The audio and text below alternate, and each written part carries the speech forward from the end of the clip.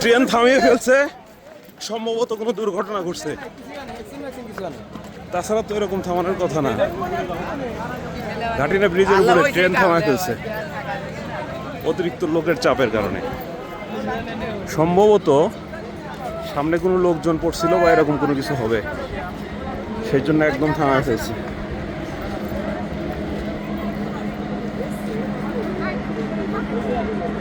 এই প্রথম এরকম ঘটনা ঘটলো, এর আগে কখনো এরকম দেখি নাই আমরা, যে ব্রিজের উপরে ট্রেন থামায় ফেলছে একদম। সম্ভবত তেমন কোনো বড় ধরনের দুর্ঘটনা ঘটে নাই, কিন্তু এখানে লোকের চাপের কারণে সম্ভবত আগে থেকে ব্রেক করছিল। এই হলো অবস্থা, লোকে লোকারণ একদম।